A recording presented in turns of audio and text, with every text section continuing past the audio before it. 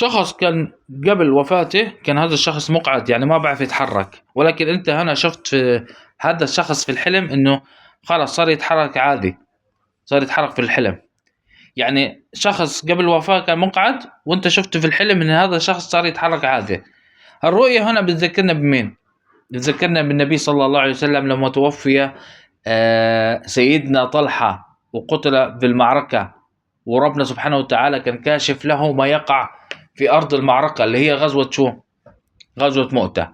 فهذه المعركة قطعت فيه يدي سيدنا طلحة، يعني الأول تم قطع يده اليمنى ثم اليسرى ثم تم قتله. هو الآن يرى وين؟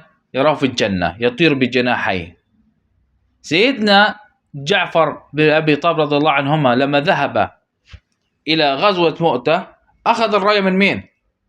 أخذ الراية من سيدنا زيد بعد مقتله، فأخذ يحارب ويقاتل بها حتى قطعت يمينه، فأخذها بشو؟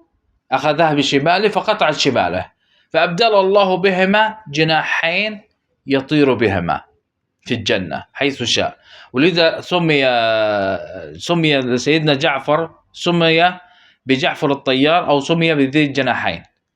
فهنا هذه الرؤية على شو تدل؟ لما أنت تشوف مثلا شخص متوفي وهذا الشخص قبل وفاته كان مقعد ما عرف يتحرك، ولكن في الحلم أنت شفت إنه هذا الشخص صار يتحرك من خلال الكلام اللي احنا قلناه تاع جعفر الطيار سيدنا جعفر رضي الله عنه، إنه هنا تدل على حسن حال هذا الشخص اللي انت شفته.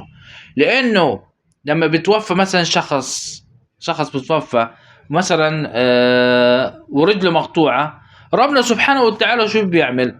بيرجعه سليم في الجنة، وهذه رحمة بكم من ربنا، رحمة بأهل البلاء.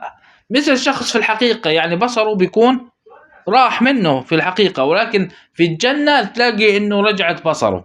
يعني يقول الرسول صلى الله عليه وسلم أخذت حبيبتي اللي هي العينين لم يكن له إلا الجنة، ما يكن له إلا الجنة. واللي مثلا توفى له طفل بيكون هذا الشخص أيضا في الجنة.